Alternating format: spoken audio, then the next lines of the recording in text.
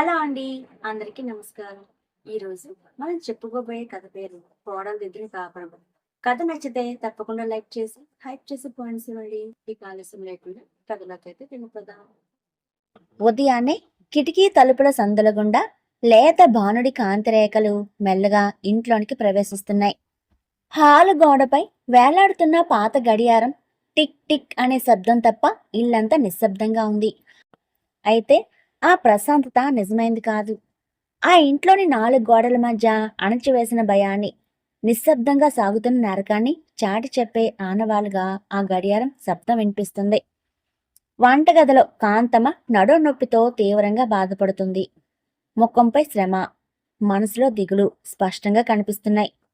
తన వయసుకు వచ్చిన నొప్పులను పక్కన పెట్టి చేతులు వణుకుతుండగానే కంగారుగా పొయ్యి మీద టీ తయారు చేస్తుంది. ఏ క్షణంలో ఏ చిన్న పొరపాటు జరుగుతుందో, ఏ మాటల దాడి ఎదుర్కోవలసి వస్తుందోనన్న భయం ఆమె ప్రతి కదలికలోనూ కనిపిస్తుంది. ఇంతలో టీ డికాషన్ పొంగిపోతుందేమన్న కంగారులో ఆమె చేతిలోని గరిటె కింద పడింది టంగమని. ఆ చిన్న శబ్దానికే కాంతమ్మ గుండె ఒక్కసారిగా ఆగిపోయినంత పనైంది. వెంటనే కింద పడిన గరిటెను తీసుకుంది. దేవుడికి నమస్కరించుకొని టీ కప్పును టేబుల్పై పెట్టడానికి మెల్లగా అడుగులు వేస్తుంది. ఆమె ముఖంలోని ప్రశాంతత వెనుక ఎంతటి భయం దాగి ఉందో ఆ దృశ్యం స్పష్టంగా చెబుతుంది. హాల్లోని విశాలమైన సోఫాలో రామారావు దినపత్రిక చదువుతూ కూర్చున్నాడు.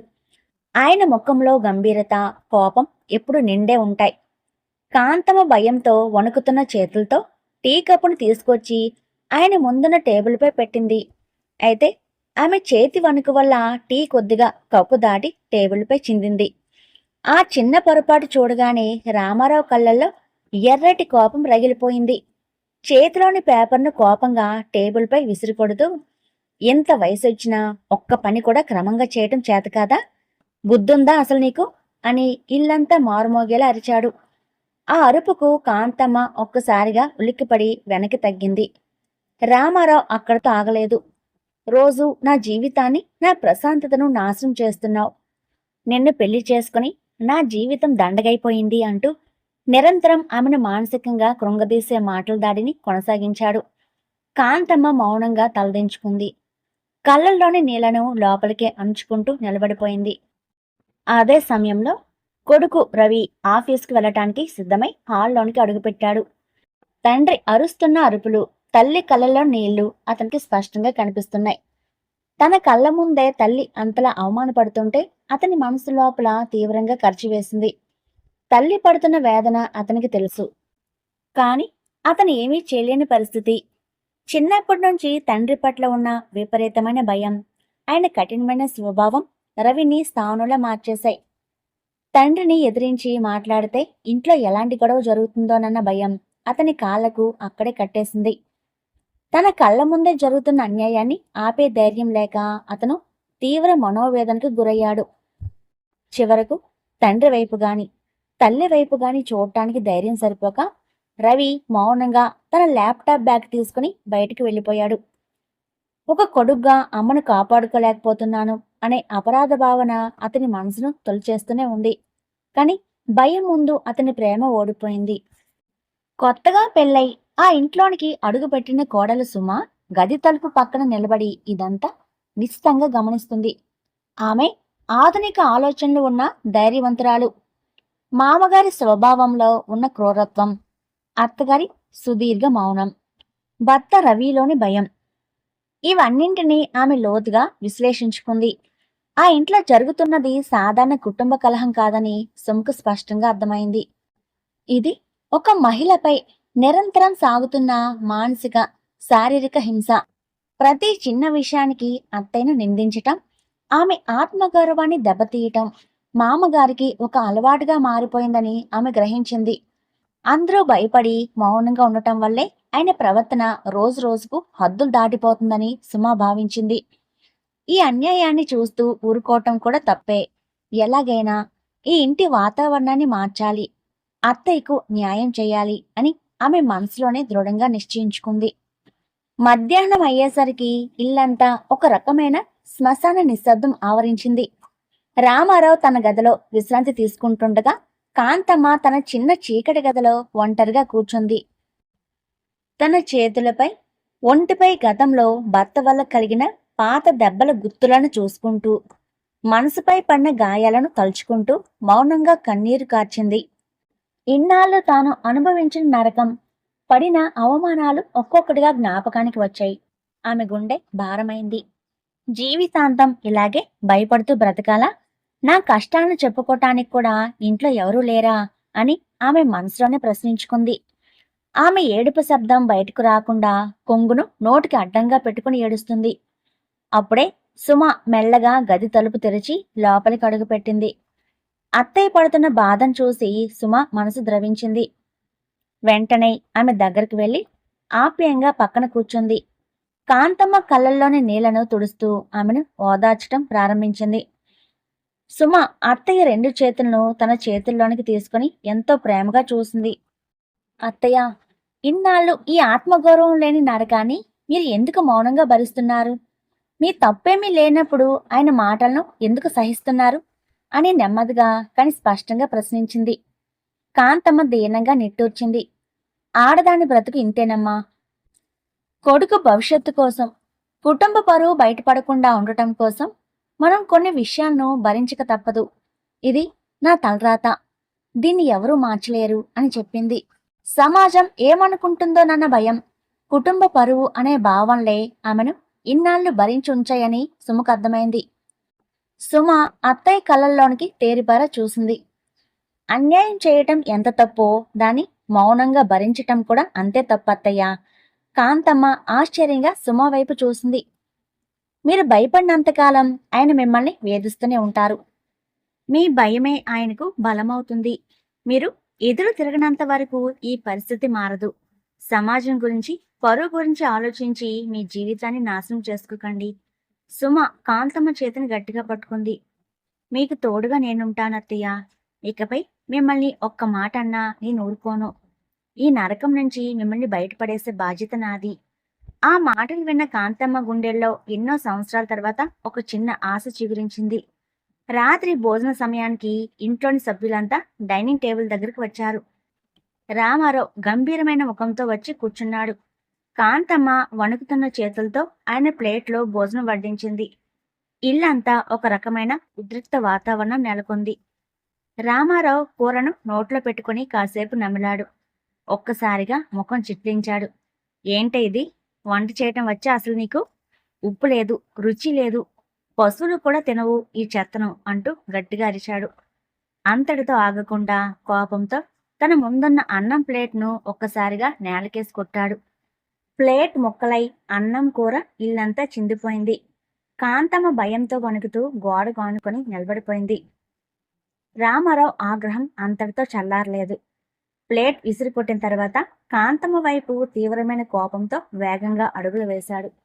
నీకు ఎంత చెప్పినా బుద్ధి రాదు. నిన్ను ఇలా వదిలేస్తే లాభం లేదు అంటూ ఆమె పైకి దూసుకెళ్లాడు. ఆయన కుడి చెయ్యి పైకెత్తాడు. కాంతమ్మను కొట్టడానికి సిద్ధమయ్యాడు. ఇన్నాళ్ళు మాటలతో వేధించిన ఆయన ఈరోజు శారీరకంగా దాడి చేయటానికి కూడా హద్దులు దాటేశాడు. కాంతమ్మ భయంతో కళ్ళు మూసుకుంది. పడబోయే దెబ్బకు సిద్ధపడుతూ వణికిపోయింది. రవి ఆ దృశ్యం చూసి షాక్ అయ్యాడు. ఏం చెయ్యాలో తోచక తండ్రిని ఆపే ధైర్యం లేక అలానే స్థానంలా చూస్తూ ఉండిపోయాడు. అది ఆ ఇంట్లో భయం పరాకాష్ఠకు చేరిన క్షణం. కాని రామారావు చెయ్యి కాంతమ్మ ముఖంపై పడలేదు. అనుకోకుండా ఒక దృఢమైన చెయ్యి గాల్లోని ఆయన చేతిని గట్టిగా పట్టుకుంది. అది మరెవరో కాదు, సుమ. రామారావు చెయ్యిని సుమ మెరుపు వేగంతో అడ్డుకుంది. రామారావు తీవ్రమైన ఆశ్చర్యంతో, కోపంతో రగిలిపోయాడు. తన చెయ్యిని విడిపించుకోటానికే ప్రయత్నించాడు. కాని సుమ ఆయన చెయ్యిని మరింత గట్టిగా పట్టుకుని నిలబడింది. ఆ ఇంట్లో 25 కాలంలో మొదటిసారిగా ఒక వ్యక్తి ఆయన్ను ఎదిరించి నిలబడింది. కాంతమ్మ కళ్ళు తెరిచి చూసి ఆశ్చర్యపోయింది. రవి కూడా సుమ ధైర్యానికి నోరెళ్లబెట్టాడు. సుమ ముఖంలో భయం లేదు, కేవలం అన్యాయాన్ని అడ్డుకోవాలనే పట్టుదల మాత్రమే ఉంది. రామారావు కోపంతో ఊగిపోతూ, నా చెయ్యి పట్టుకోటానికి ఎంత ధైర్యమే నీకు? నా ఇంట్లోనే ఉంటూ, నా తిండి తింటూ నన్నే ఎదిరిస్తావా? మీ ఇద్దరిని ఈరోజే రోడ్డును పడేస్తాను అని గర్జించాడు. కాని సుమ ఏమాత్రం వెనక్కి తగ్గలేదు. ఆయన కళ్ళల్లోనికి తేరుపారా చూస్తూ, ఇకపై మీ ఆటలు, ఈ ఇంట్లో మీ అరాచకాలు సాగువు. మామగారు, అత్తయ్యపై చేయి చేసుకునే హక్కు మీకు లేదు అని శాంతంగానే కాని అత్యంత దృఢంగా సమాధానం ఇచ్చింది. ఇన్నాళ్ళు మీ కోపానికి ఇల్లు భయపడింది, కాని ఇకపై ఆ భయానికి తావులేదు. మీరు చేసే ప్రతి తప్పును ప్రశ్నిస్తాం అని సుమా స్పష్టం చేసింది. ఆ మాటకు రామారావు మొదటిసారిగా కాస్త తడబడ్డాడు. రామారావు ఇంకా కోపంతో అరుస్తుండగా సుమ ఫోన్ బయటకు తీసింది.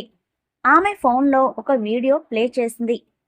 అందులో రామారావు కాంతమ్మను బూతులు తిడుతున్న మాటలు, ఆమెను బెదిరిస్తున్న దృశ్యాలు, ప్లేట్ విసిరికొట్టిన ఘటన స్పష్టంగా రికార్డై ఉన్నాయి. ఇన్నాళ్ళు ఇంట్లో జరిగిన వేధింపులను సుమ రహస్యంగా రికార్డ్ చేసిందని రామారావుకు అర్థమైంది. ఆయన ముఖంలో కోపం స్థానంలో ఆందోళన కనిపించడం ప్రారంభమైంది. సుమ ప్రశాంతంగా చెప్పింది, మీరు బయట సమాజంలో మంచి వ్యక్తిగా నటిస్తున్నారు, కానీ ఈ ఇంట్లో చేస్తున్న వేధింపులకు ఇవిగో సాక్ష్యాలు. మీరు చేస్తున్నది తప్పు అని మీకు తెలుసు. అందుకే ఈ ఆధారాలు బయటికి వస్తే మీ పరువు ఏ స్థాయిలో దెబ్బతింటుందో ఆలోచించండి. రామారావు ఒక్కసారిగా నిశ్శబ్దమయ్యాడు. సుమ ఫోన్లోని ఆధారాలు చూసి ఆమె చూపించిన ధైర్యాన్ని గమనించిన రవిలో ఇన్నాళ్ళుగా దాగి ఉన్న భయం మెల్లగా తొలగిపోయింది. తన కళ్ళ ముందే భార్య అంత ధైర్యంగా పోరాడుతుంటే కొడుగ్గా తాను మౌనంగా ఉండటం తప్పని అతని మనస్సాక్షి హెచ్చరించింది. ఇన్నాళ్ళు తండ్రికి భయపడి అమ్మకు జరుగుతున్న అన్యాయాన్ని చూస్తూ ఊరుకున్నాను అని తనను తాను ప్రశ్నించుకున్నాడు. వెంటనే వేగంగా అడుగులు వేస్తూ తల్లి కాంతమ్మ పక్కన నిలబడ్డాడు. తల్లి భుజంపై చెయ్యి వేశాడు. అమ్మా, ఇక నువ్వు ఒంటరిగా లేవు అని చెప్పాడు. తరువాత తండ్రి వైపు తిరిగి, అవును నాన్న, ఇన్నాళ్ళు మీ భయంతో ఊరుకున్నాను, కానీ ఇకపై అమ్మపై చేయి చేసుకుంటే నేను చూస్తూ ఊరుకోను. అమ్మకు ఏదైనా జరిగితే నేను సహించను అని తేల్చి చెప్పాడు. కొడుకు కూడా ఎదిరించటంతో రామారావు మరింత ఒంటరిగా మిగిలిపోయాడు. సుమ మరింత ముందుకు వచ్చింది.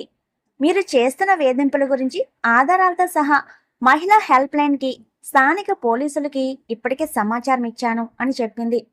ఆ మాటలు రామారావు గుండెల్లో రైలు పరిగెత్తించాయి. సుమ మరింత స్పష్టంగా చెప్పింది, భార్యను మానసికంగా లేదా శారీరకంగా వేధించటం గృహహింస పరిధిలోనికి వస్తుంది. మీపై చట్టపరమైన చర్యలు తీసుకునే అవకాశం ఉంది. ఇకపై అత్తయ్యకి ఏదైనా జరిగితే మేం మౌనంగా ఉండం అని సుమ హెచ్చరించింది. 25 కాలంలో మొదటిసారిగా రామారావు ముఖంలో భయంతో కూడిన చెమటలు కనిపించాయి. సమాజంలో తనకున్న పేరు ప్రతిష్టలు నాశనమవుతాయనే భయం ఆయన వణికించింది. కొద్దిసేపటికే ఇంటి బయట పోలీస్ సైరన్ శబ్దం వినిపించింది. 2 పోలీసులు, ఒక మహిళా కానిస్టేబుల్ ఇంట్లోనికి అడుగుపెట్టారు. హాల్లోని వాతావరణాన్ని, కింద పడి ఉన్న పగిలిన ప్లేట్ను వారు గమనించారు. సుమ పోలీసులకు నమస్కరించింది. తన ఫోన్లో ఉన్న ఆధారాలను వారి ముందు ఉంచింది. వీడియోలు, ఆడియోలను పరిశీలించిన పోలీసు అధికారి రామారావు వైపు చూశాడు. వయసొచ్చిన భార్యను ఇలా వేధించడానికి సిగ్గులేదా అని ప్రశ్నించాడు. మీపై వచ్చిన ఫిర్యాదును, అందుబాటులో ఉన్న ఆధారాలను పరిశీలించి చట్టపరంగా చర్యలు తీసుకుంటాం. అవసరమైతే మిమ్మల్ని స్టేషన్కు తీసుకువెళ్లాల్సి ఉంటుంది అని చెప్పాడు. పోలీసులు రామారావును తీసుకువెళ్ళటానికి సిద్ధమవటంతో ఆయన కాలు వణికాయి.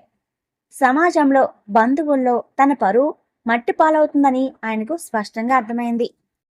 తప్పు నుంచి తప్పించుకోలేనని గ్రహించిన రామారావు తన అహంకారం ఎంత పెద్ద తప్పో తెలుసుకున్నాడు. పోలీసుల ముందే కాంతమ్మ వైపు చూశాడు. ఆయన కళ్ళల్లో ఇన్నాళ్ళు ఉన్న కోపం పోయి పశ్చాత్తాపం కనిపించింది. మెల్లగా కాంతమ్మ ముందుకు వచ్చి తలదించుకున్నాడు. నన్ను క్షమించు కాంతం. కాంతమ్మ ఆశ్చర్యంగా ఆయన వైపు చూసింది. ఇన్నాళ్ళు నిన్ను మనిషిలా కూడా చూడలేదు. నా కోపంతో నిన్ను ఎంతగా బాధ పెట్టానో ఇప్పుడు అర్థమవుతుంది. నా ప్రవర్తన ఎంత తప్పో నాకు తెలిసొచ్చింది. ఇకపై ఏనాడు నిన్ను వేధించను, నీకు గౌరవం ఇస్తాను అని రామారావు పశ్చాత్తాపంతో చెప్పాడు. కాంతమ్మ ఇన్నాళ్లకు తన భర్త ముఖంలో నిజమైన పశ్చాత్తాపాన్ని చూసింది. ఆమె కళ్ళ వెంట ఆనంద బాష్పాలు జారాయి. సుమ వైపు చూసింది. తర్వాత తన కొడుకు రవి వైపు చూసింది. ఆ క్షణంలో ఆమెకు తాను ఒంటరిగా లేనన్న భావన కలిగింది. ఆ రోజు తర్వాత రామారావుకు కుటుంబ సభ్యులు, పెద్దలు, అవసరమైన చోట అధికారుల సమక్షంలో కౌన్సిలింగ్ ఇచ్చారు. మళ్ళీ ఇలాంటి వేధింపులు జరిగితే కఠినమైన చట్టపరమైన చర్యలు తీసుకోవాల్సి ఉంటుందని స్పష్టంగా తెలియజేశారు. ఆ రోజు నుంచి ఆ ఇంట్లోని వాతావరణం మెల్లగా మారటం ప్రారంభమైంది. ఇన్నాళ్ళు భయంతో మాట్లాడడానికే జంకిన కాంతమ్మ ఇప్పుడు తన అభిప్రాయాన్ని స్వేచ్ఛగా చెప్పడం ప్రారంభించింది. ఆమె కళ్ళల్లో ఇన్నాళ్లకు ఒక ప్రశాంతమైన నవ్వు కనిపించింది. రవి కూడా తన బాధ్యతను అర్థం చేసుకుని తల్లిని మరింత జాగ్రత్తగా చూసుకోవడం ప్రారంభించాడు. సుమ మాత్రం అత్తయ్యకు కోడలుగా మాత్రమే కాకుండా ఒక కూతుర్లా మారిపోయింది. ఒకరోజు ఉదయం కాంతమ్మ వంటగదిలో టీ తయారు చేస్తుంది. అప్పుడే సుమ అక్కడికి వచ్చి, అత్తయ్య, ఈరోజు టీ నేను చేస్తాను, మీరు కాసేపు కూర్చోండి అంది. కాంతమ్మ చిరునవ్వుతో, నువ్వు కోడలుగా ఇంట్లోనికి వచ్చావనుకున్నాను కానీ కూతురిగా నా జీవితంలోనికి వచ్చావమ్మా అంది. సుమ ఆమెను ఆప్యాయంగా కౌగిలించుకుంది. కాంతమ్మ కళ్ళల్లో ఆనంద బాష్పాలు మెరిశాయి. ఇన్నాళ్ళు నా జీవితంలో చీకటే అనుకున్నాను, కాని దేవుడు నా జీవితంలో సుమ రూపంలో ఒక వెలుగు పంపించాడు అని మనసులోనే అనుకుంది. అదంతా చూస్తున్న రవి చిరునవ్వు నవ్వాడు. రామారావు కూడా దూరంగా నిలబడి ఆ దృశ్యాన్ని చూశాడు. తాను చేసిన తప్పులు తనకు పూర్తిగా అర్థమయ్యాయని అతని ముఖం చెబుతోంది. ముగింపు మాట: ఒక కుటుంబంలో అన్యాయం జరుగుతున్నప్పుడు మౌనం సమస్యను పరిష్కరించదు. భయంతో మౌనంగా ఉండటం వల్ల బాధితురాలు మరింత ఒంటరిగా మారుతుంది. కాని ఒకరి ధైర్యం మరొకరిలో ధైర్యాన్ని నింపగలదు. సుమా చూపించిన ధైర్యం కాంతమ్మకు ఆత్మవిశ్వాసాన్ని ఇచ్చింది. కాంతమ్మకు అండగా రవి నిలబడటం ఆ కుటుంబంలో మార్పుకు కారణమైంది. అన్యాయంపై ధైర్యంగా నిలబడిన ఒక కోడలు తన అత్తయ్య జీవితంలో కొత్త వెలుగును తీసుకొచ్చింది. భయం ఉన్న చోట బంధం బలహీనమవుతుంది. గౌరవం ఉన్న చోటే కుటుంబం బలపడుతుంది. శుభం.